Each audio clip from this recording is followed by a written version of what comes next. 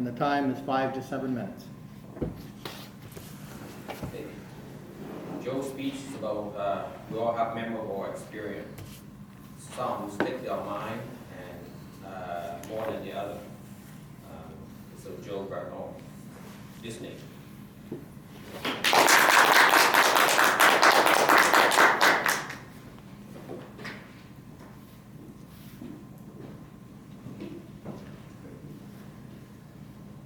Is there a better family vacation location than Disney World? The old Toastmaster, my wife and I had the chance to go and do that, just that. And that's where we had a most memorable experience. It happened in 2012 on our trip with our two youngest, Hugo and Leo. And it happened on the day that we went to Magic Kingdom. Even getting to Magic Kingdom is an experience. You have to park the car about 2 kilometers away, and then take the boat or a monorail to Magic Kingdom. We picked the monorail because it's easier to get on and off with a wheelchair. For those of you that might not know, my youngest child, Leo, has cerebral palsy. And even though he can walk, those long days, he needs a wheelchair. Once we got to Magic Kingdom, we had a great time. Did most of the ride.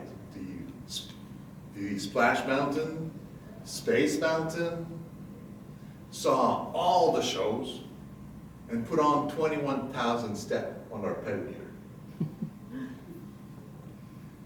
After a long, exhausting, but exciting day, we head back to the van. Get to the van and can't find the key. But that's not a problem. I often put the keys in the bag on the wheelchair. So I look through the bag. Can't find the key. I look through the windshield at the steering wheel. Key's not there.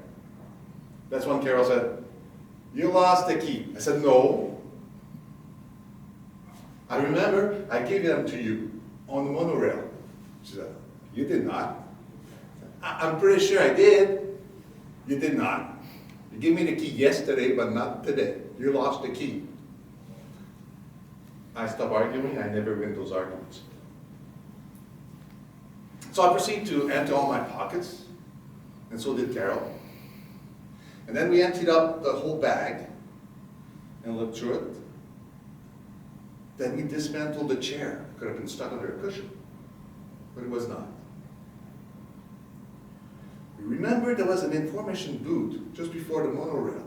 So we got everything back together and headed over. Only to be told to come right back where we were. Not 100 feet from where the van is a little building. And that's the lost and found of all of Disney World. But we had to rush. It was 4:45 and they closed at 5. So we rushed over. Met two nice gentlemen, very helpful. We explained the situation. They said, "Well, let's see what we have today." Went in the back and he came back with a shoebox full of keys. So that's it, it's got to be in there. So we went in there and said, "Let's find our key." And got all the way to the bottom, and our key was not there. It's okay, what do we do now? Let's phone the car rental agency, see if they could help us. So we phoned, explained the situation, and asked them, "Do you have a spare key?" They said, "No, sir, there's no spare key for our vehicle. There's one set per vehicle." So, "Well, what do you suggest? What can we do?" I said, "Well, sir, you could wait 3 or 4 days. They sometimes turn up." They didn't go all the way to Florida to spend 3 or 4 days in a hotel room waiting for a key that might or might not turn up. I said, "Well, do you have another suggestion?" He said, "Well, sir, we could send you a towing and tow the van back to the airport, and we'll give you another van. But we'll charge you for the towing and a set key, which is $250 for the key, $250 for the towing." Well, What choice do I have? Send the towing. Okay, now I'm set, I got the towing coming, but I gotta do something to Carol and the two kids. Carol remembered that we had a bus shuttle service from our hotel to all Disney World. But where would that be? So we asked the attendant at the Rawson family, do you know where that would be? It's right behind this building. So the van, the building, and the parking lot, like just 100 feet apart. So I kissed Carol goodnight and sent her back to the hotel with the kids. Well, on that trip back to the hotel, Carol came across the only service person that did not bend over backwards to help with Leo in his wheelchair. Not only did not bend over backwards, he was put out. He huffed when he saw them waiting for the shuttle. And he huffed while she struggled folding the chair. And he huffed while she had to struggle storing it in the storage compartment under the bus. And he huffed while she struggled getting him to the first available seat.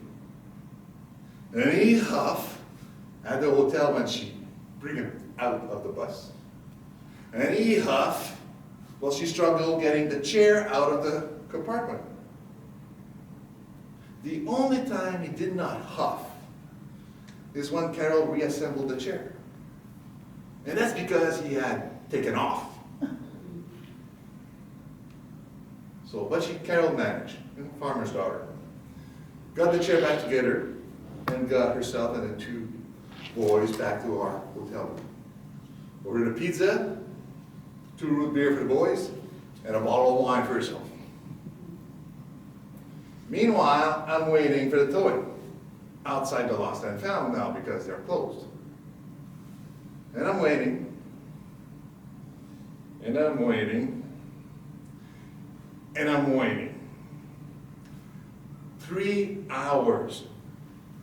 3 hours later, I gave up and hopped on the next shuttle back to the hotel, where I quickly called the car rental agency to tell them that the towing never showed up. They said, well, sir, it's because we never sent one. Do you want us to send one now? No. I'll call you tomorrow morning. Thank you.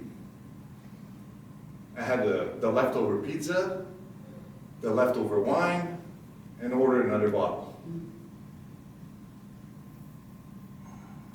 Next morning, after breakfast and a quick dip in the pool, I was getting ready to go to the Lost and Found or call the towing when the phone rang. 9 o'clock.